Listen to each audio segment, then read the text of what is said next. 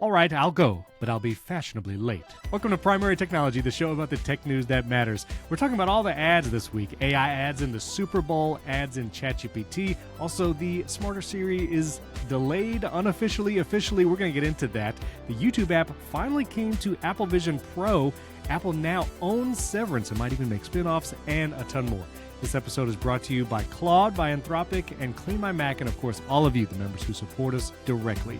I'm one of your hosts, Stephen Robles, and here to guess the movie quote, like he does every week, my friend Jason Aitzen. How's it going, Jason? It's good. Technically, sometimes we forget to do the movie quote. I know. So I'm trying to start doing it right here at the top. I appreciate it. You know, you did me a favor this time, although I did know the quote. Because you tried as hard as you could to say it in your Jim Carrey voice. I did. It is the movie quote is from the worst version of The Grinch. A lot of people say that, but it also has some of the best lines of any Grinch movie. Sure, like, and none of them were in the script. Golf. I don't think any of those were in the script, but yes. Oh, of course. This is what you get when you get to... It's fine. Jim Carrey's a great Grinch. It's basically a horror movie. Fair. Yes, rewatching it with kids, it does bring a new light to like, oh, this is horrific. We do one of these countdown things where my wife has this long board with all these like clotheslines, and she sticks the thing in there, and like 1 week it's like we're gonna decorate cookies. 1 week it's we're gonna go look at Christmas lights. One night we're just gonna have hot chocolate. And there's one for the Grinch, and she makes this thing called Grinch bread, which is like a combination of angel food cake and like pistachio pudding. So it's like a cake thing, but it's green, and the kids love it. I can't have it because I'm allergic to nuts, but we typically will watch the Grinch that night because of course that's what you do, and it's Grinch bread, and our children just won't watch that version. Watch the Illumination version. Oh, they love the Illumination. Yeah, and they also like the original animated one. Both of those are fine, but they were like, Jim Carrey, I'm sorry, no. It's terrifying. I know it's late for a movie quote, but I wanted to find a movie quote about being fashionably late because that's how the Gemini Siri is, and we're going to get into that. But we have some 5-star reviews, and then we're going to talk about all the AI stuff. Aluier111 from the UK, thanks to the person for the Invite app countdown.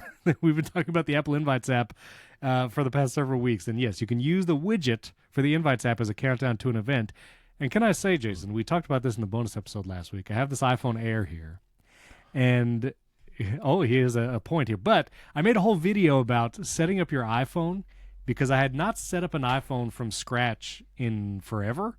I've always restored from iCloud backup. We're done the device-to-device transfer. And setting up an iPhone from scratch, I noticed how many settings are just bogus when you first set it up. Yeah. Like the silent mode icon is in the status bar now. And so you have to turn that off in the settings. It records video 1080p by default. Did you know that? No, but I have not set up a phone from scratch for a long time. This is what I'm saying. And a couple people on social media were like, all you need is 1080p. I'm like, talk to me in 10 years when you're trying to watch your 1080p video. I mean, yeah, it'll look fine. No, but why would you not capture now in the best quality you can? That, and even like I understand not doing 4K 60 for everything, but at least 4K 30 or 24, the argument is storage space. But even if you get a 1 terabyte iPhone, the default is still 1080p for video recording. So anyway, there are a bunch of settings that I was just utterly surprised by. But one of the things is the Invites app is not pre-installed. Because I got multiple prompts on the iPhone Air in the first couple of days, like, want to install the Invites app? And I was like, nah, it's okay. I'm good. I will just tell you, though, friends, that I have a 256 gig iPhone, and I have like 4,000 videos on this thing, and it's fine. Well, if you have iCloud storage and you optimize your phone storage where it'll just take the stuff off your phone locally and put it in the cloud, like it should be fine. Yeah, it's fine. But if you're setting up a new iPhone, I guess Apple assumes you don't want to pay for iCloud or have not yet. I don't know. But also, listeners and viewers, I'm using a new microphone this week. Jason's sick this week, so we might sound different. Everything about this show is messed up. You don't have to comment on how Jason sounds, but I'm curious how I sound because I need to know whether to keep this $700 microphone or not. It's a very expensive mic. I did it because I'll be a little real here. I'll be transparent. I tweak my voice endlessly in podcasting. And a lot of times when I've gotten feedback where I might sound muffled, like my voice just naturally sounds muffled or whatever, or maybe it's how I talk, I don't know. But then I was on the Verge cast last year, a number of months ago, and I sounded very different. And so I don't know if I told you this or I even said it on the show, but I actually reached out to the editor of the Verge cast. What did you do to my voice? Yeah, I was curious. I said, what do you do? And he uses these like crazy plugins. One is called like D-Shadow. He has another plugin, Fab Filter. So as you do, I bought them all. and I run my voice through all of these filters, and I'm like, I feel like this is a lot. If you just, maybe if there's a special equation where if you have the right microphone and just a light EQ, everything is magic. And so I'm trying a new mic this week. And so, I don't know. If anybody hears any difference or if anybody cares, shoot me an email, podcast@primarytech.fm. Comment on social media. Let me know if you hear any different, because I'm going to say, though, Stephen, podcasting is like the most personal form of media. And the way your voice sounds is very important. And you know what? if it changes, it's going to be disorienting for people. It will be. It's kind of like if you see your best friend from high school, and in high school your best friend was like big and then they lost like 75 pounds, and you see them later and you're like, wow, I love you, but it feels weird. Or they had hair and now they're bald. That's less weird, but yeah, that too. That's what I experienced. But anyway, I don't know. I do have an iPhone Air thing too to tell you real quick. Okay, let me do two more shout-outs. Two more shout-outs, and let's get back to iPhone Air. Mac McAndrew from the USA says, we're an all-star cast. Thank you for that. And then Mike Ellie in our community at social.primarytech.fm commented on our last episode, because we were talking about the dog show, and Cruft versus Westminster. He said, there is a big dog show on Thanksgiving, but Westminster just happened here in February, as it does every year. The winner was a beautiful Doberman Pinscher. So we actually have some knowledgeable audience members about dog shows. So we're finding out 3 dog shows. There's multiple dog shows. Which is 2 more than I knew existed. I knew it was a big deal, because sometimes if I were to go to the gym early in the morning, for some reason there's a TV playing dog shows. You have either the house renovation show, you have dog show, or you have like news. Those are your 3 options when you go to the gym. I can see why you'd pick dog show, to be honest. Honestly, it's pretty entertaining. I enjoyed it. But all right, tell me about the iPhone Air. So I have a pro tip for all of our listeners. Yes. So you know that I've been struggling with, I have been using this Belkin mount, which is great, by the way, but it is very like... It's the MagSafe mount for continuity camera. Yeah, but it's very floppy. It's not like real sturdy. And also the fact that I use a standing desk with a studio display, which is also very floppy. So there's just floppy. Way too much floppiness. It's like basically I just stick my iPhone Air on a spaghetti noodle and just hope that it sticks to the wall. If we did funny titles, it would be everything is floppy. Yeah. That's what we would say. But thank goodness we don't do them. So anyway, I started using a tripod because Steven told me to. So I have it. It's just pressed against the wall. I just put the thing in there. And I just want our listeners to know there's a downside to using these, because the MagSafe mount just MagSafes to the back of the phone. But the tripod is clipped, it's clipped in. Right. And I plugged it in this morning. I thought I was going to be late because of this, but I actually still beat Steven for the first time in basically a year. But I thought I was going to be late because I started hearing a siren coming out of my phone. And I'm like, well, this phone was never near water. It was that sound, right? So I unplug it real quick, and the siren continues. So I'm unclipping it. I'm trying to unclip it, and it says it's calling emergency services. And apparently I had clipped down the button. Yes, it held the button. So just a pro tip for people. Be real careful if you use one of these tripods, because I promise you will not be able to get it out in time to stop that call. And I had to explain to the nice people at emergency services, that everything is fine. I'm just trying to do a podcast. I don't know if they believed me. Did they wait? Were they like on the phone? So actually, here's the thing. I was able to hit the end button, but it had already initiated the call, and they will call you back. They will call you right back. And if you don't answer, people are coming to your house. So I definitely recommend you answer. That's right. In case you didn't know, if you go to the settings on your iPhone, and then I believe there's like a dedicated emergency SOS section. Yeah, emergency SOS. You can toggle on the call with hold and release, call with 5 button presses, so you can like press the side button 5 times and it will call emergency services.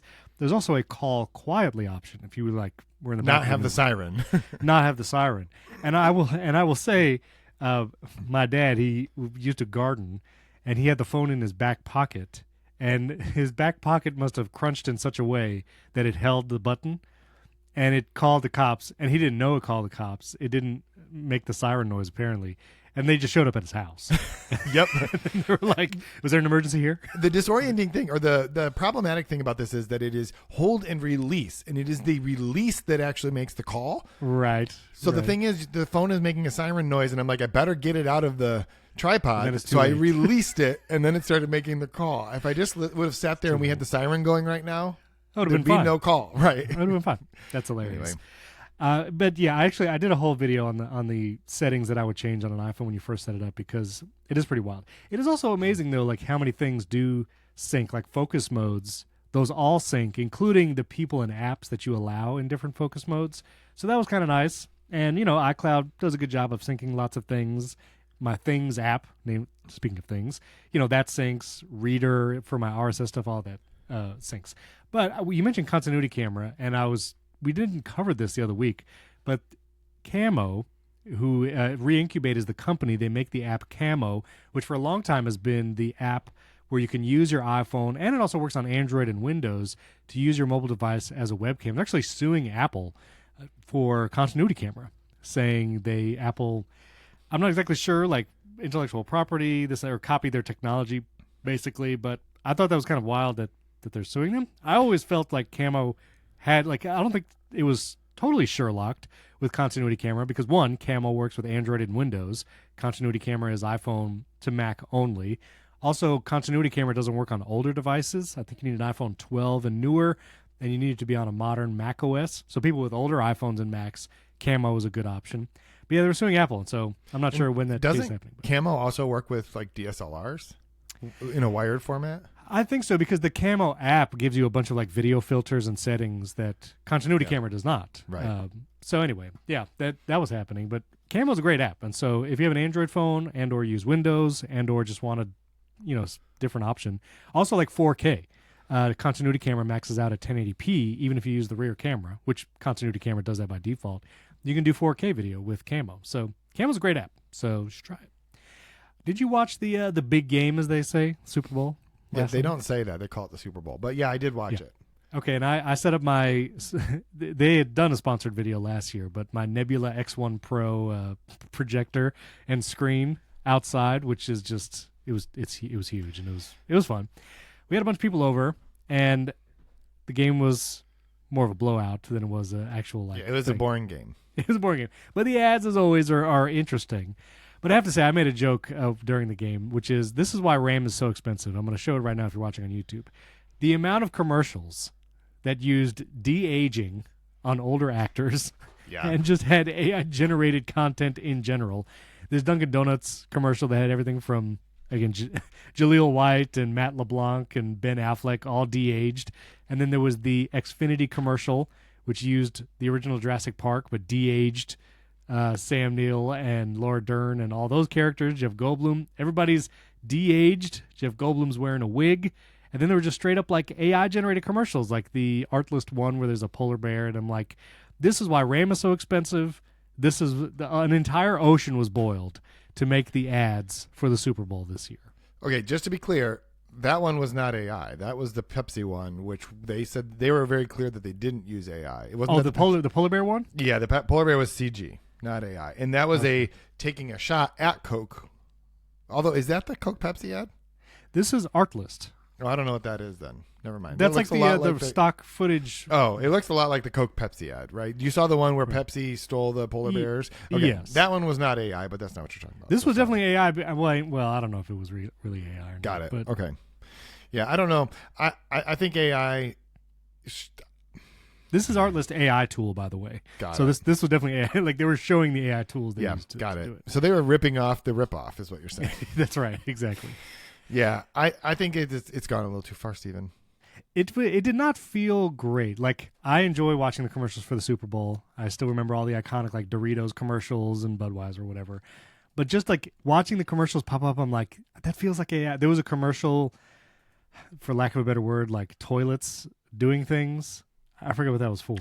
I might have missed that one. I forget what it was, but it was like, this feels really AI-like. And then eventually it was just like, now everything feels like AI. I don't even know what's real anymore. And I didn't like that feeling. Yeah, I don't know if the idea here is we should use AI because that's the thing right now, or if because they genuinely think that it's a better form of storytelling. The thought that I kept having every time I saw one of these ads is, this was apparently the Super Bowl for Gen X. Because you have all of these, you have Good Will Hunting, right? You have Jurassic Park. You have it was very you have the 90s. Backstreet Boys. Yes. It's like my children didn't know who half of these people were.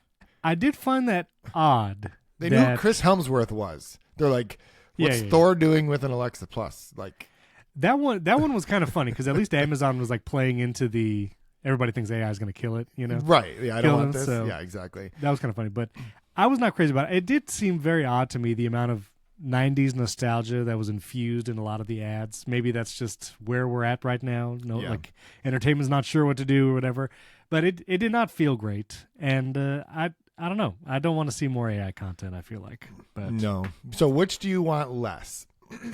AI content. Right. Or a doorbell that is just constantly uploading all of the footage and scanning it for lost pets. I mean, the pet thing, I feel like at least has a use. No, Steven. That's the worst when you think about it, because what Ring is Amazon did is they convinced the world that a worldwide mass surveillance network is a good thing, and they use lost puppies to sell it. Yeah. Because there's no scenario where, now that we know that they're going to just continue to do this, that like, first of all, Ring doesn't have a very good reputation anyway, because they're known for just sending footage to like law enforcement, that kind of thing. And now they're basically just saying your neighbors could send a location of a lost pet. And everybody's like, well, lost pets, let's find some more lost pets. But they're just sort of conditioning us to be okay with the fact that everything that happens anywhere in a public space is going to get video. The other perfect example of this, which was not an AI ad, but was the revelation that even if you don't pay for a Google Nest subscription, that footage. So the idea is, if you don't pay for Google Nest, you get 3 hours of footage, free recordings, whatever. Yeah. Well, you just can go back 3 hours to see what's happening. If you pay for it, you get 30 or 60 days. Well, it turns out that all that means is if you don't pay for it, you don't get access to it, because this came out in the Nancy Guthrie case, where they were able to pull footage from 10 days ago from Google's servers. It's like when Google tells you it deletes it after 3 hours, all it really means is you can't have it. So I just feel like we're entering into a very strange phase of technology. Yes, that is true. You know, it was interesting. My oldest son had a school project this past week for a debate, and it was about surveillance, going back to like, you know, what more surveillance or less surveillance, and he was arguing less surveillance. And one of the rebuttals from another student was, well, the information that people share on social media, they should assume it's public. But the problem is, and he rightly rebutted against that. What do you call a rebuttal to a rebuttal? Is it just another rebuttal? A counterpoint? Maybe? Counterpoint. I don't know. That it is not what people post that's the information getting shared. It's the information that either they use to set up your account, like billing information and address, that typically will get sold to advertisers. You know, things like when you create an account at Target or something, like that information is going to get to an ad agency, like one way or another. And maybe it's in the terms of service that you agree to but don't read, but that's the kind of information that people don't realize is being shared. It's not that they're publicly tweeting their home address. It's that the information they give these companies to use their services, like Google Nest or Amazon Ring, that information is being sent without their knowledge. Now, I just looked up. You can opt out of the pet finder thing. Of course, it's an opt-out. You have to opt out. They opt everybody in by default. By default, it's opt-in. And so, yeah, that is... It's not great. I don't know. This is one of the reasons why I stick with HomeKit Secure Video, even though it is literally the worst security camera service, because it maxes out at 1080p. The interface for downloading recordings is terrible. There's no web interface. But I do it because it's Apple's iCloud, and I don't think they're giving anyone access to it, and I don't think they're looking at it. So right. Well, and my biggest complaint was not so much that we all know that this sort of exists. It's that they're trying to condition us that it's okay by playing on something that everyone agrees is good. Like, lost puppies. Yes, we should bring home the lost puppies. They're like, we save a puppy every day. And we're like, that's great, but also that means you're surveilling everyone all the time. It's like, I don't know that that the trade-off is worth it. On an individual basis, of course it's worth it. If my dog is missing, I want my dog found. Right. Also, like the Google Nest example, Google Nest doesn't only make doorbells. We have 3 Google Nest cameras in our house. Right. Well, and all the screens with the speakers with a screen all have a camera too. Like the Alexa shows and the Google Nest. Sure, the big one does. The smaller Nest hubs do not. Smaller ones don't, but the big ones do. So anyway, it's yeah. And also, I mentioned that's why I use HomeKit Secure Video. And before, just to get ahead of all the comments, I understand Ubiquity is probably like the best way because you can get high quality video. You can store and record it all locally, but still access through the app. Like I know. I did not wire my Ethernet properly enough when I built this house to have ubiquity power over Ethernet cameras everywhere. In retrospect, I wish I did. But anyway, were there any commercials you liked, Jason? I did like the Lay's farmer and his daughter one. That one was very, very good. I liked the Jurassic Park one, to be honest. It just kind of pissed me off that it was an Xfinity commercial because I don't like Xfinity at all. So I'm like, oh. It was good commercial, though. Like it was, yeah. It was so the Lay's good. one was very good. Yeah. That one was pretty good. I also thought that the Budweiser one with the little baby bird that becomes the eagle was very, very good. Yeah. And they used an eagle. Like, really. They did that practically. Like, so right after the commercial, you see the eagle on the horse. You see the eagle, yeah. Like for that real. might not have been the one in the commercial. Well, it was probably in the probably. commercial, but not the baby one. I don't think they shot this like what was the movie Boyhood or whatever? Like they shot it over 12 years and watched right, this. Yeah. I don't think that's happened. But so there were some good ones. I thought that, but also I feel like there was some that were not as good. No. Those were probably the best ones quality wise. I'll just say the Pringles one with Sabrina Carpenter was kind of funny. Sure. And I think she's actually like pretty good as an actress. Oh, yeah. Like in the commercial. Yeah, she's funny. Yeah, she's funny. So, anyway, speaking of, well, not really ads, but I do want to mention. So, YouTube TV, by the way, I don't know if you saw this. YouTube TV is actually getting cheaper. Namely, they're offering more plans at lower prices. You do get less content, but you can actually pick and choose what you want to pay for. And so, with YouTube TV, you can have the sports plan now, a sports plus news. There's an entertainment plan, and a news plus entertainment plus family plan, and they're all cheaper than what YouTube used to be, YouTube Live TV, which was like $83 a month. So you can pick and choose the things you need. I'm immediately going to downgrade because neither me nor my mom watch sports, and so I don't need to pay the more expensive plan anymore. And so I don't know. We always talk about how things get more expensive. Streaming services are upping their prices. Shout out YouTube TV. It got cheaper. Sure, and that's because the sports are the most expensive ones for YouTube. Right, exactly. So they take them. It is interesting because this is not a thing that these companies, like Disney, for example, would make you have all of the other channels if you want any of its channels. And so it seems like we're kind of breaking out of that model, which I guess is good. So. Yeah, it's good. And also, this is embargoed news just from 12 p.m. Eastern today. The YouTube app, official first-party YouTube app, is finally coming to Apple Vision Pro. And I know for all three of our Apple Vision Pro wearers, besides us, that listen to this show. Two of us. Yeah, of the three, we're two, and then there's one other. Let us know. If you have an Apple, leave us a 5-star rating and review in Apple Podcasts. And let us know if you have a Vision Pro. You can also just send us an email because I want to know how many Vision Pro owners we actually have listening. But you can now get the official YouTube app. I got early access to it, and you can, in fact, watch 180 and 360-degree video on YouTube and Vision Pro, and even upload spatial video. And I got clarity. If you record spatial video on your iPhone or directly on Apple Vision Pro, which if you're wearing Vision Pro in public to capture spatial video, more power to you. Just do it on your phone. But you can actually upload that spatial video to your YouTube channel, and then someone with Vision Pro can actually watch that spatial video. And so this feels like the first time we now have a more like people can just create this content and then upload it. I did watch some 360-degree videos, which people have been uploading Insta360 videos to YouTube for years. And you can watch that. A lot of them are pretty low quality, just like, someone walking down the beach or whatever. And if it's a 360 video and you turn all the way around, there's a very thin black line where the video footage is like... It's where the zipper is. For where the zipper is. But it goes like to the sky. And so it almost feels like this dystopian, like sci-fi show where you look around and then all of a sudden you're like, oh, I'm in the dome or whatever. Yeah, that's how you get in the Truman Show. Yeah, exactly. So, but you there's stuff you can watch. There's interesting 180 footage. There was I guess he's a big YouTuber. The video had like 1 million views, but he did a week in the desert or a few days in the desert, and it feels almost immersive, where it's like an Apple immersive video where it goes like 180 and then it like fades to black. And what you're watching has depth to it. It's not as intense as like Apple's immersive video where it feels like you're in front of these people. But it was pretty cool. And so there's a lot more content now that you can watch in Vision Pro that you couldn't before. And you can actually have an official YouTube app. So that's nice. I want to know, did you get this? Did this come from YouTube or did this come from Apple? The latter. This announcement. Okay. The latter. I'm just curious. I need to know who to contact because I did not get it. I'm the one who uses the Vision Pro every day. I know. Well, we're going to talk about it in the personal tech. I've been using the M5 every day, and noticing how much faster the M5 is over the M2. It's amazing. It is just unnecessarily fast. I might even take it to Texas with me tonight. Jason, if you take a Vision Pro on your trip tonight and you did not bring it to CES, I'm going to flip a table.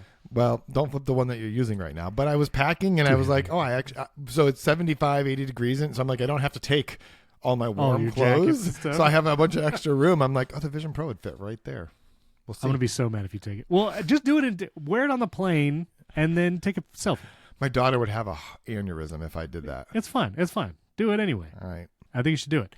But, we're going to talk more about Vision Pro and the personal tech. But now I think the last standout is Netflix. There's still no Netflix app on Vision Pro, which, yes, you can watch it in the web browser. But if you ever want to download content, like if you're going on a plane, like Jason might use tonight, you can't download Netflix stuff to watch offline. And so, Netflix. Yeah. That's the last holdout. Let's go, guys. Let's do it. Right, let's get to ChatGPT ads, because they're finally rolling out. If you're on the free tier or the $8 a month plus tier, you're going to see ads. This is what they're going to look like if you're watching on YouTube. I'll put this as the chapter art if you're listening to the audio as well. But you're going to start seeing these ads. They're going to be little things below the responses from ChatGPT after you ask it a question. And there's a bunch of brands that have said they're going to be part of this initial rollout. You got Target, Adobe. There's going to be Williams-Sonoma, Audible, HelloFresh, Ford, Mazda. But yeah, ads are here in ChatGPT. And speaking of ads from the Super Bowl, the big game, the Anthropic ads, which are pretty funny, they were there. And they made Sam Altman upset, so that makes it even more funny. But yeah, so you're going to get ads in ChatGPT, but no ads in Claude. There you go. I think it's interesting that Adobe is one of these partners, because they just announced the partnership, like the integration where you can just tell ChatGPT, do this thing in Photoshop, and ChatGPT will just do it in Photoshop. So you do that, or you're going to then get an ad that says, you could have just done this yourself in Photoshop if you pay us $70 a month. Like, I don't understand that logic. Hey, by the way, that'd be actually kind of funny. No, so, I mean, I guess, you have to pay for Photoshop to be able to open it in Photoshop. Like, if you want I guess. I don't know how that all works. If you want to do more, anyway, ads are here. Ads are not in Claude. And speaking of which, I'd like to thank our sponsors today. The first being Claude from Anthropic. What's serendipitous? The fact that that's the news. So anyway, I've been using Claude a ton, actually. This is actually perfectly timed for them to sponsor the show. Yeah, Claude will not have ads in Claude, but we're very happy that they have ads in this show. That's exactly right. Because honestly, it's been pretty good. I've been using Claude more and more when I'm building shortcuts, when I need to figure out regex and match text commands, and I know I'm extremely late to the game. Could not be later to the game, but AppleScript. Turns out, Jason, I don't know if you know this, but AppleScript is pretty powerful, and it can do a lot of things. Do you use AppleScripts at all? I use 2 AppleScripts on a regular basis, but I did not create them. I just click them and things happen. Well, see, here's the thing. I didn't know AppleScript could do so much. And Claude is really good at writing AppleScript, and then I put that in a shortcut, and then I can do incredible things on my computer. So I've been finally getting into AppleScript, doing more with regex, and it's better at building shortcuts than the other guys. Claude, that's the personal endorsement. It's really good. But Claude is the AI for minds that don't stop at good enough. It's the collaborator that actually understands your entire workflow and thinks with you. Whether you're debugging code at midnight or strategizing your next business move, Claude extends your thinking to tackle the problems that matter. You have Claude Code, Claude Cowork, which I've actually been using both of those. Claude Cowork is incredibly powerful. I actually showed Jason in our pre-show, if you listen to our unedited feed, what my other friend, podcast co-host David Sparks, he used Claude to pull timestamps and links from a transcript of a podcast, and it is incredibly powerful, and it's agentic. Like, it just did that and then dropped it in Notion all by itself. Extremely powerful. He also has an entire Obsidian database that then instructs the Claude agent. You can do wild things with Claude Code, Claude Cowork, with whatever your workflow might be.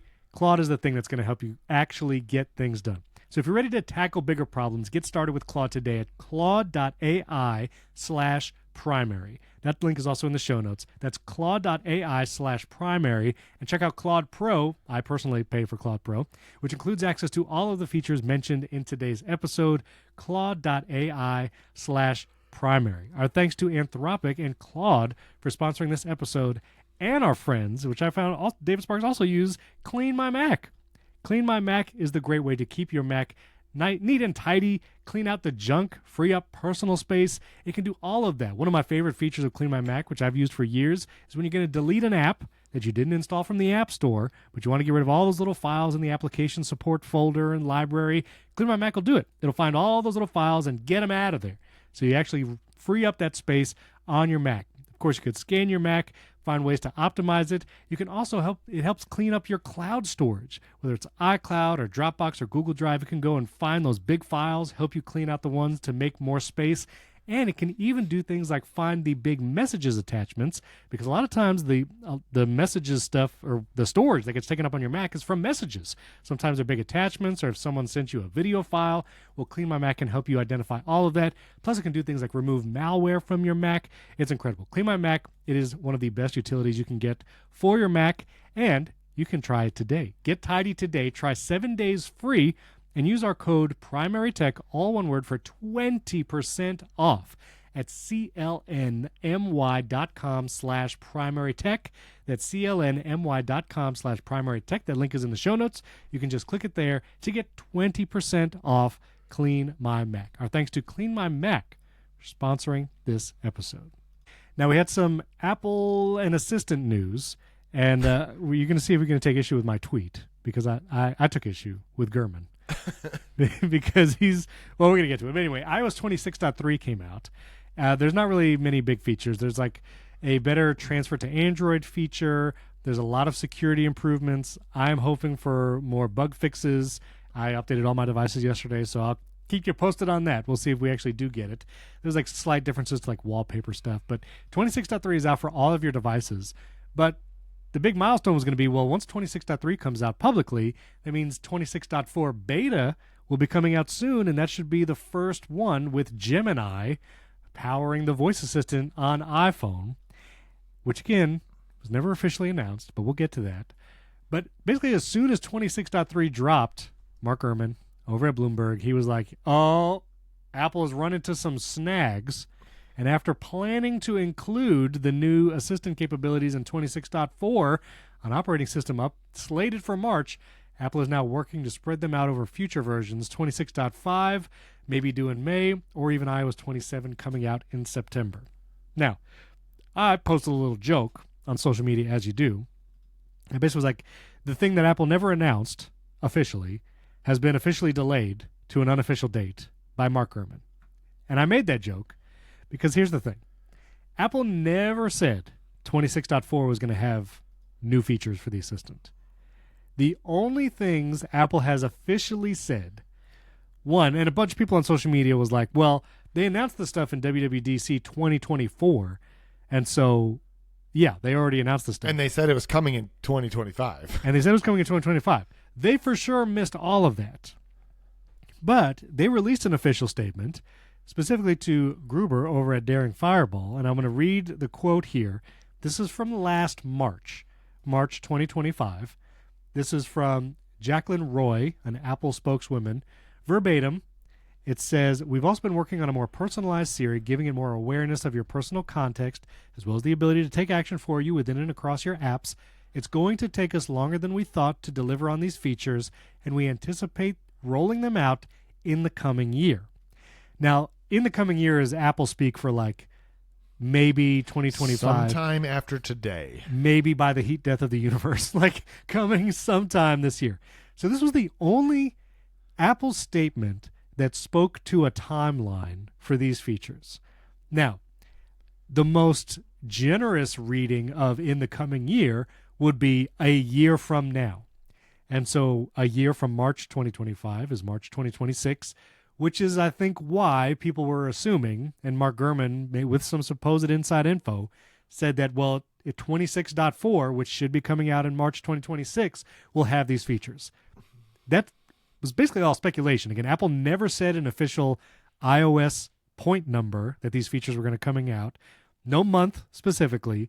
They just said in the coming year. And then the only other official announcement was from the CNBC statement given to Jim Cramer, where Apple announced, quote, After careful evaluation, we determined that Google's technology provides the most capable foundation for Apple Foundation models, and we're excited about the innovative new experiences it will unlock for our users. And nothing after that about timeline. That was it. That was the whole thing. That was the whole official statement from Apple. So there was never an official statement from Apple that said iOS 26.4, March of 2026, that it would be coming before DubDub. Like, none of that was from Apple. But because Gurman basically like dictates the rumor cycle and everyone covers what Gurman says, it feels like it was supposed to come out in March and now it's delayed. Now again, Apple statement to Gruber last year, it alludes to the idea that it would come out in the next year, but nothing was officially said. That was my argument. Okay, I want to tackle that in a second. But first, I would just like my being right points because okay, pretty sure our listeners will know that on a previous episode of this, I said there's a 0% chance it's going to come out before WWDC. I think you did say that. I'm pretty sure I said, no, Gemini will not be a part of this until WWDC. You did say that. Now, I can still be wrong, whatever. But it does look like I'm more right than wrong at this point. It does. Okay. That's one thing. Point to you. But also, I have actually I told you I have a very small nit to pick with your nitpicking of the rumors. Yeah. I don't know why you're quite so worked up about it. I think it was still a funny joke that you made. I was just making a joke. Because it's true that Apple didn't, but it's also probably true that Mark Gurman had a source saying it's supposed to come out in 26.4. Like, that was probably real, and Apple is facing further snags. So I don't think Mark Gurman is like pointing and laughing like, haha, you bumbling morons, you can't get this thing together. No. He's just reporting what he is. And was this from his newsletter or was this from an actual article? It was an article he posted yesterday. Article, got it. Okay. Yeah. So there's a slightly different standard than when he posts in his newsletters. Hey, this is supposed to come out in 26.4. Yeah. So I think it's probably true. I think it just shows that this is very difficult for them. Yeah. I'm not really sure why it's this. I mean, when I say that, I don't mean it should be easier. What I'm saying is I don't know why it's so difficult. Like, it's obviously very hard. Obviously, Apple is a very smart group of people trying to figure this out. I think that there's a possibility that when you look at the alternative examples that are on the market, OpenClaw, right, is doing sort of the types of things. And there's a lot of risk there. Google obviously has the personalized context now that you can add. People get all worked up about that. It's like, that it's just taking your Gmail and your calendar, two things that Google already had, right? Like, it's not a big deal. I understand why it's probably pretty difficult. It's possible, though, Apple's also over complexifying this. It's like people just want to be able to shout at their phone and have it not be a moron. Like, that's the bar, right? Or have it not say, hang on, let me check with my buddy ChatGPT because I don't know what you're talking about. Like, that's it. That's the bar. Yeah. I was totally poking fun. Like, I don't care one iota if Mark Gurman's right or wrong. Like, I was just being funny. But I was being funny because the entire tech bubble gets worked up about these quote-unquote delays. And yes, to be fair, it is very delayed as far as like Apple announced this almost 2 years ago and we still don't see those features. But the amount of consternation that gets drummed up because a singular person, Mark Gurman, says it's coming and then it's not coming, it's like, come on, bro. Like, and also, I understand this is whole shtick, but still. Also, at this point, no one is using Siri, really. So it's like, we're not actually missing out on anything because this is not a part of your life. Like, no one is regularly. Like, again, we've talked about it many times. It's good for basically two things: turning on your lights and setting timers. Or reminders. I guess three things: reminders, timers, and turning on your lights if you happen to be using HomeKit or whatever. Like, sure. Because it works like all the time for me when I try to do those three things. Right. Anything beyond that, my son, who only has an Apple Watch, is probably like, he could start the Siri Power Users podcast because he gets that thing to do. He's looking up Olympic results. He's looking up absolutely everything because he doesn't have anything else. Right. And that is, my son is similarly, he has an iPad and an Apple Watch, but no iPhone. Like, when you do an Apple Watch and family setup, it is way less features than when you actually connect it to an iPhone. Like, it doesn't do sleep tracking. It can't do all the voice assistant stuff, but he makes that thing do amazing things. Like, he's building Apple playlists or whatever, like Apple Music playlists on his watch and then streaming it over cellular. And I'm like, all right, man. I mean, go for it. But to your point, like the OpenClaw, Multibot, CloudBot stuff and the agentic, Yeah, it's doing a lot of cool assistant things. Also, huge security and privacy issues, like we talked about in the last episode, which probably goes to why this is such a difficult problem for Apple to actually build this voice assistant stuff. Now, I feel like, I don't know, telling you what time your mom lands at the airport from a text message doesn't feel super difficult. Like, I'm building shortcuts with Apple Intelligence all the time, and I just shared one, and the Mac Rumors shared it in a video. But like, you can search your text messages through shortcuts and even use Apple Intelligence to parse all the information. So like that contextual awareness thing, this is gonna be a good video. I'm gonna make a video trying to build the Apple Intelligence features that Apple showed off 2 years ago for the contextual awareness. I'm gonna try and build that in shortcuts because I think it's actually possible. But it's clear like maybe the privacy and security is one of the holdups from all of this. But I also want to say, Patrick Tomaso, I love his character, which is I think just who he is on social media. But I was real proud of myself because he posted a little clip of a movie, and he was saying this was made by real people with real cameras and a real Brad Pitt. And this was in response to an AI-generated video using like seed something of Brad Pitt and Tom Cruise fighting, which is actually, it was a impressively good quality AI video. Like it really looked like them fighting. And so I was real proud of myself, and I was like, well, hey, I used a shortcut to identify this movie because I didn't know what movie it was. And my shortcut uses ChatGPT behind the scenes to like try to guess what the movie is based on the frame. And whenever I've done this in the past, it does pretty good. But this was such a like vague frame grab. Sure. It guessed Once Upon a Time in Hollywood, Bullet Train, or Fury, which ChatGPT's credit is all Brad Pitt movies. And then I got hammered in the comments, and people were like, no, that's not even, none of those are the movie. I was like, oh, shoot. What movie is it? And apparently it's Killing Them Softly, the Brad Pitt movie from 2012 or something.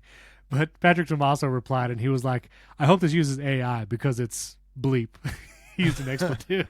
And I was like, well, Patrick, you were right. It was using AI, and it did get it wrong. So even in situations like that, like it's still a long way. Well, and if you think about like what you described, though, they'll look at your text message and find out when your flight lands. Yeah. We've seen what happens if you allow an AI assistant to constantly be looking at your messages or your emails, which means that is now a surface where prompt injections could happen. And even though messages is isolated, that's the thing. Is it Blastdoor that Apple implemented? Because there are a lot of 0-day attacks where what they would do is they'd send you a corrupted image or something as an iMessage, and that would run code or do some weird thing in the background, and then you have like the Chinese government spying on the Uyghurs because they've done that, or whatever it is. I got those details wrong, so I apologize. But the point is that is a surface of attack. So if they're going to constantly have an AI now looking at those things, they do probably. And I mean, we don't know that the delay happened after OpenClaw bot thing, but like it does highlight. Oh yeah, there's a real risk because in order for an AI to take action based on your emails, anyone who has your email address theoretically could be doing. So how do you build a system that allows you to say, look at my email, find out when I'm supposed to, tell me when I'm supposed to leave for the airport and send me instructions in my Maps app. Right. Also, I could just be like, tell Steven that his flight's leaving 2 hours earlier. You know what I mean? True. That is true. Yeah, that is true. I have to give you credit again. This is a double point. I appreciate that. Episode. I actually not heard of Blastdoor. Wait, what? I did not know this was a thing. This is a huge thing. I mean, we were doing this podcast in May 2024. Yeah. I actually think we talked about it. Really? I have never seen. Sure. Apparently, I'm gonna link the Apple support article. This is under Apple Platform Security. Blastdoor for messages and IDS. Devices with iOS 14 or later include a security feature called Blastdoor. The goal is to help protect the system by corralling attackers, increasing the complexity of their efforts to exploit messages and Apple Identity Services, that's IDS. Blastdoor isolates, parses, transcodes, and validates untrusted data arriving in messages, IDS, and other vectors to help prevent attacks. That's wild. I didn't even know that was there. Yeah, because essentially it became an opportunity for attack because they could send you an image and it could run like it was. I don't know how that stuff works because your messages were supposed to be sandbox, but hackers had figured out a way to, and you didn't have to take any action. I think in some cases you didn't even have to click on it. You didn't even have to open the message. Right. It just would run code. And so now when that untrusted information comes in, it's like in an extra layer. It's not in a sandbox anymore. It's behind a blast door so that it cannot affect other parts of your system. That's pretty great. But here's the thing: if you're going to have Siri be able to take action based on messages, how do you reconcile that with Blastdoor? Well, you have trusted contacts and stuff. I don't know. I'm not going to figure it out in this podcast as we record. Because if Apple couldn't figure it out, only an hour and a half show, Steven. Yeah, I know. Apple had 2 years until it's done it. But more news from Apple, though. I thought this was interesting. Apple acquired the rights to Severance. Apparently, Severance was owned by a studio called Fifth Season, which I feel like is a very confusing name. That just seems like what the name of it would be in a TV show about making TV shows. Right, and it's confusing in reading it in an article like this. But Apple acquired the rights for $70 million, so now Apple itself owns the IP of Severance and is open to things like prequels and spin-offs. Severance was already greenlit to go 4 seasons and conclude at that 4th season.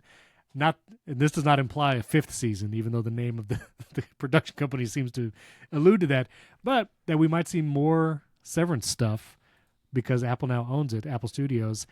And I'm also Apple will be able to sell one of those Lumen terminals, the MDS terminal, on the Apple Store as a thing, which would be cool. They actually had it on their website for a while, when Severance was airing. But I bought a Severance record LP. It's too complicated for me to get right now, but I bought a Severance LP. It's pretty cool. I don't even know what that means. A record, the LP, is of the Severance soundtrack.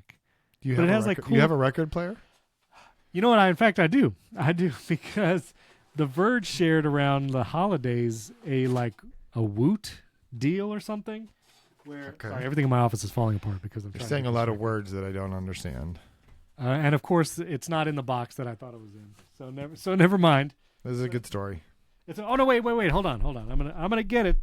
And if you're watching on YouTube, you'll see it. So, I think I saw Andrew Edwards, YouTuber, post on this first. But this is the Severance LP package, and it has the little Lumen drop. It has Lumen embossed here on the little envelope, and then I do have a record player. It's a record player that actually connects to Sonos devices, so you don't need wired speakers or amplifiers or anything. It literally just wirelessly sends the audio to Sonos, which is pretty great. But look at this! Look at this thing. We got cool. The LP cover there, and then you got Mark and Gemma, then you had Mark and Helly R on the other side, and then it has a bunch of cool things inside.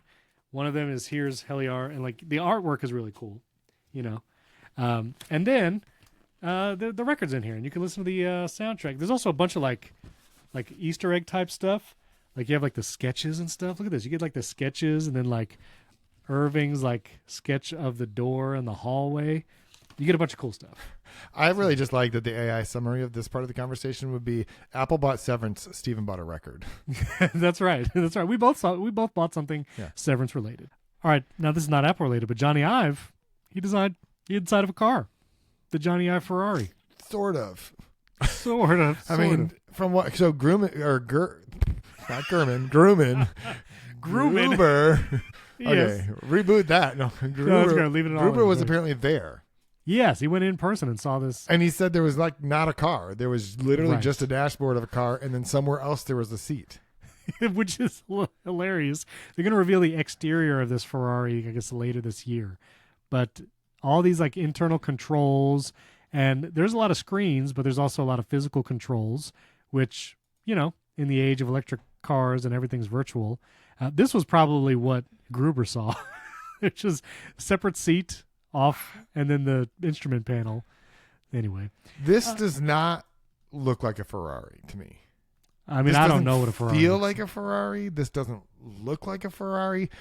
I will be really interested to hear what people who care deeply about Ferrari think of this, because I don't know, looking at that, it does not feel like what you would expect if you get into a Ferrari. I've literally never sat in a Ferrari, so I have no idea. But think of just think Ferrari, the word Ferrari. Is this what you expect if you got into a Ferrari? I mean, I guess not. I'm trying to go back to where you see the seat and everything. I mean, this looks kind of funky.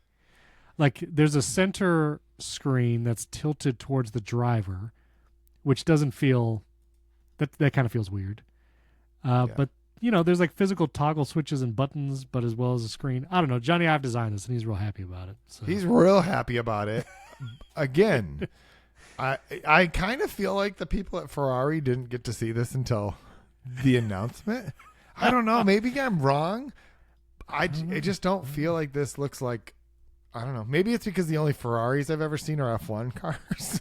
Well, that's the thing. Like I have zero context. I'll have to. We need a. I mean, MKBHD has a whole autofocus channel. Maybe he'll tell us. Anyway, it's weird. Jony Ive made one of the funniest headlines this past week was Jony Ive said he's tired of working with a-holes, and I don't know if he was implying at Apple or elsewhere, but where else has he worked? I mean, the partnership with OpenAI. That's the only other thing. And Love From, I mean, his own company. Maybe he had some bad hires. I hate the people I work with. It's terrible. I just want to make car interiors. The implication, I guess, is that Ferrari are not, but maybe Ferrari's like kind of regretting it. Like, oh, we should have looked at this before he unveiled it. Listen, Ferrari doesn't have to sell very many of these. Although this is an EV, so I'm guessing I don't know. Who knows? I just like that the subhead is there's a lot of Gorilla Glass. And aluminum. A lot of Gorilla Glass aluminium. Oh, I'm sorry I said it wrong. In a Primary Tech Daily earlier this week, which if you support the show, join.primarytech.fm, you get the Primary Tech Daily. I said aluminium on purpose. Because sorry I didn't listen to that episode. That's all right. There's one every day. There's a lot of them. All right, lightning round. Google Photos for iPhone has a Create with AI feature. So if you want to make yourself look like a figurine, a collectible figurine from your own photos, you can do that. And I do not want to do that. No, I don't want to do that either. But, what is a photo? That's the Neil the Verge question. Yeah, that's true. So, yeah, you could do more AI stuff with photos in Google Photos. Also, speaking of Jony Ive again, the hardware device that Jony Ive was developing with OpenAI is apparently delayed to 2027.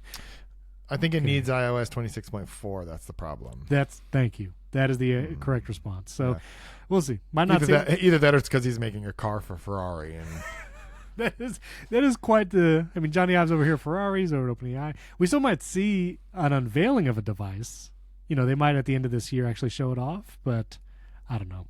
It's going to be a pen. You think there's actually going to, like, for real? You really think there's going to be a device? Yeah, I think OpenAI will release hardware eventually.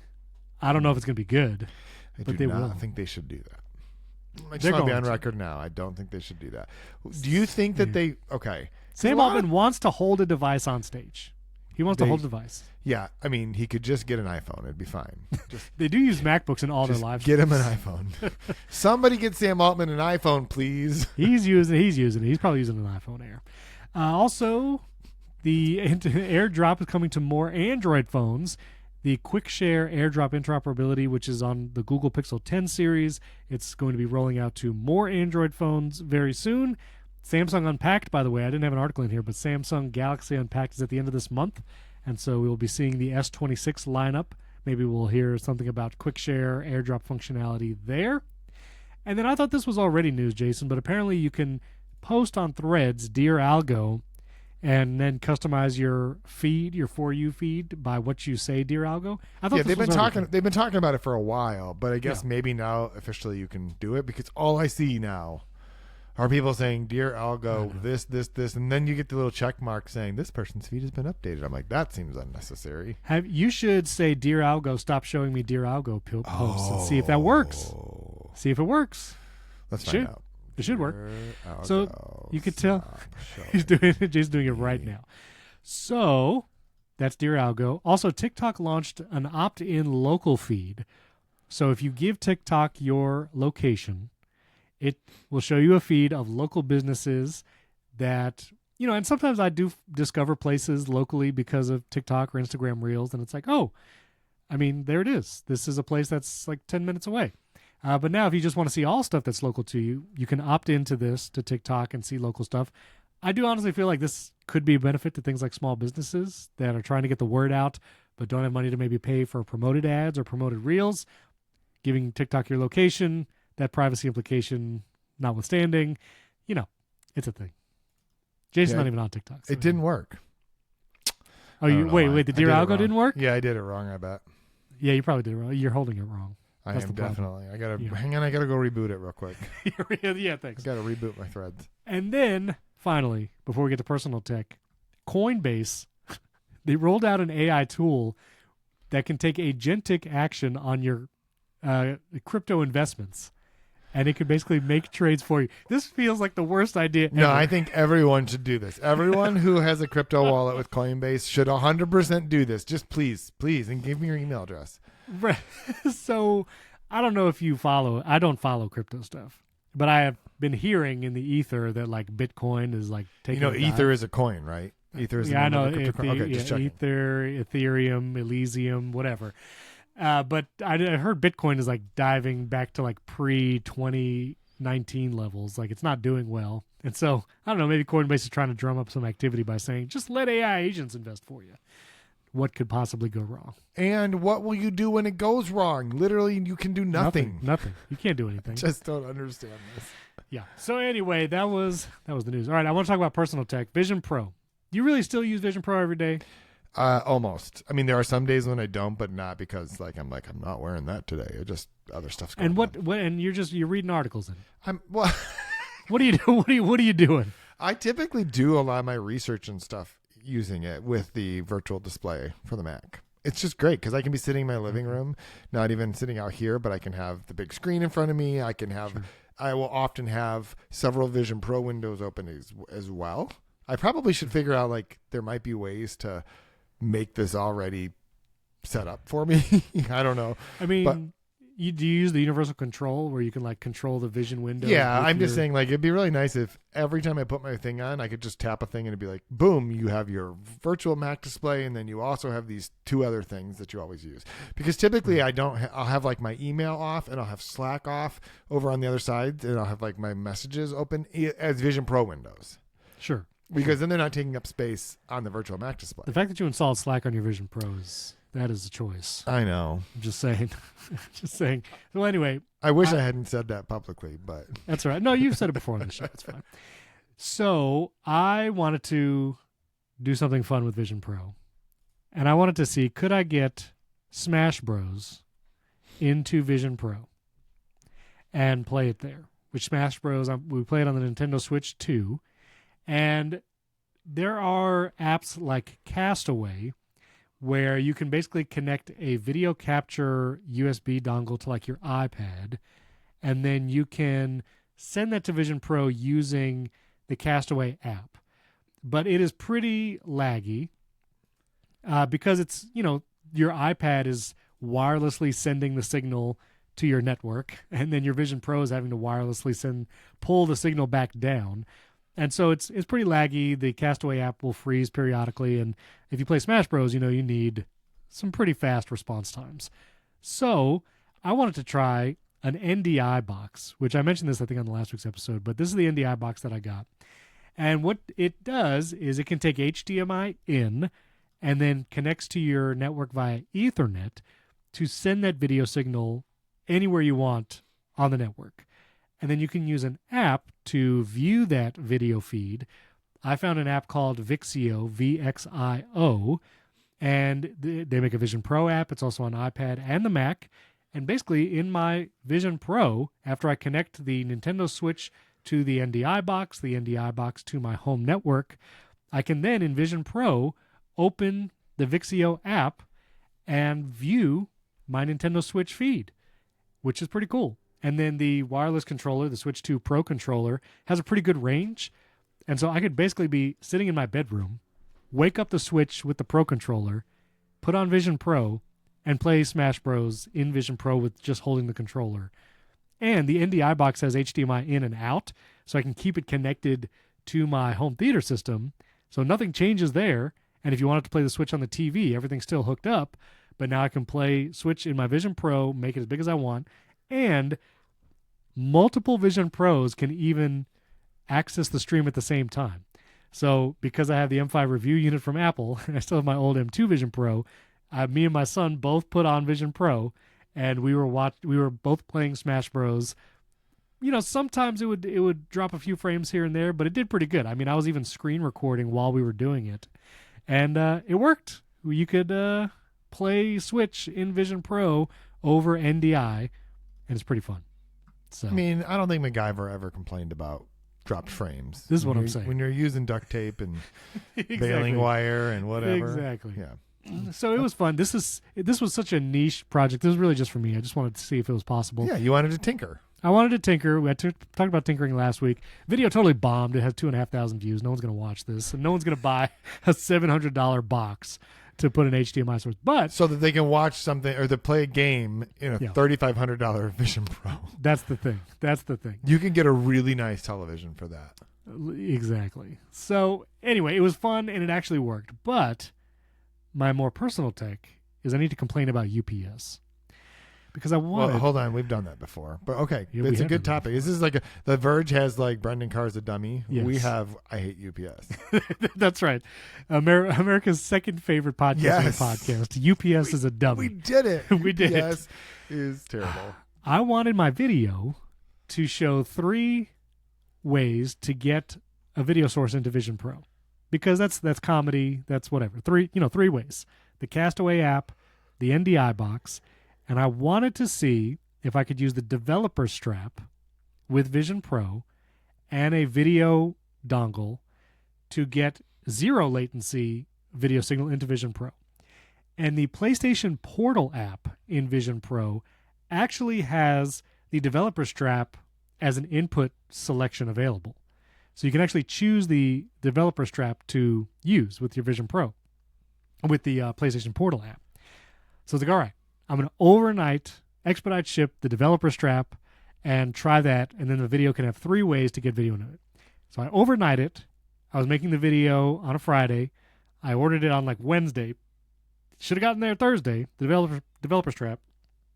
And then I see the UPS things, and it says, all right, it's on the truck. Like usually that's, you're safe. When UPS tells you whatever is on the truck and out for delivery, you're good to go. And so I was like, all right, I'm good. All day, never comes. Never comes all day. I was like, what's the deal?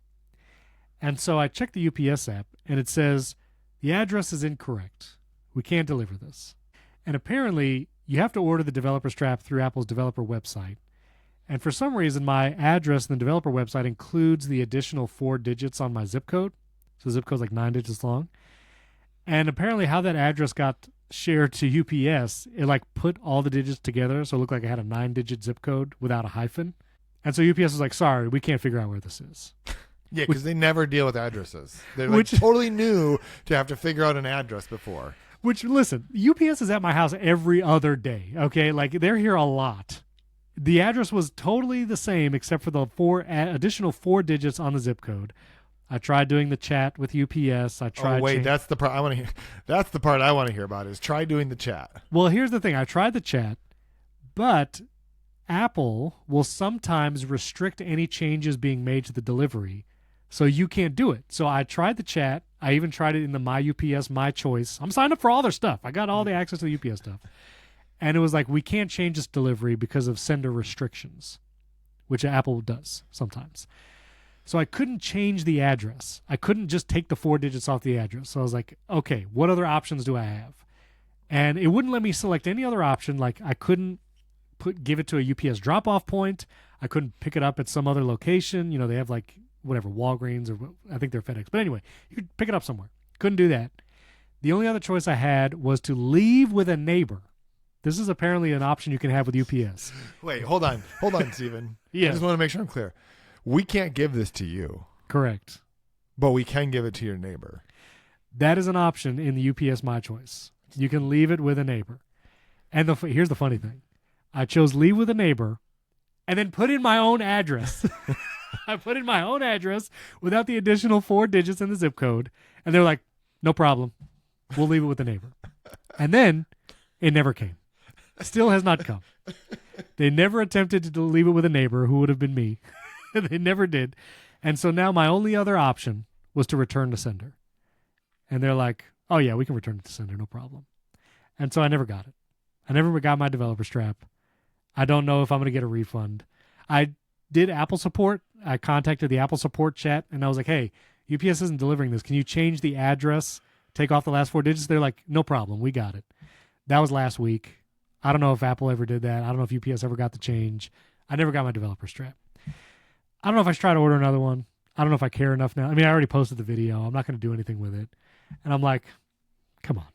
I mean, but Steven, like that could have been the difference between 2,500 views and 100,500 views. No one would have cared. No one would have cared. Because the developer strap, you need to pay for a developer account to buy it. You can't just buy it in the Apple Store. So you have to pay $100 a year to be a developer. The developer strap itself is $300. So we're talking about a $400 on top of a $3,500. Like, no one would have cared. Honestly, I think a video about the experience with UPS would probably do better. That hurts my heart, but yeah, you're right.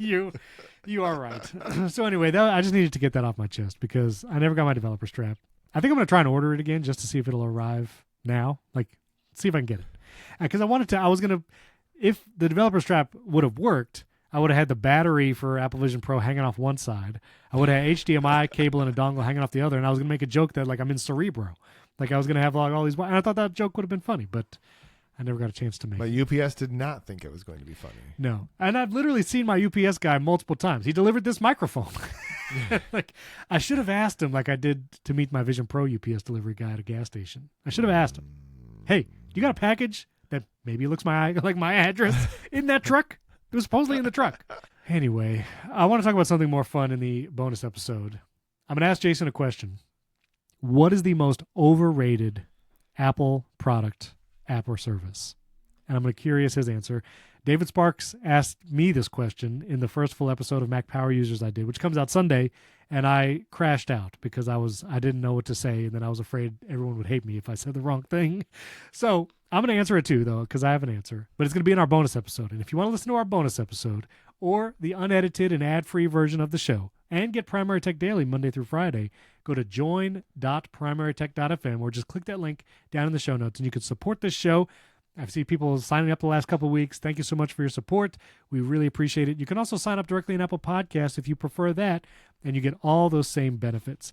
Also, we'd appreciate a 5-star rating and review in Apple Podcasts. You can, in your review, tell us what I asked earlier in the episode. I always forget. But you leave us a 5-star rating review and with whatever we said to put there. And, of course, you can follow Jason and I on all the things. Oh, where's Creative Effort been, Jason? There's 2 new episodes coming very soon. Okay, I've been watching my podcast player, and I'm like, where is it? Yeah. We had a couple of, you listen to my voice right now. We've had a couple of scheduling.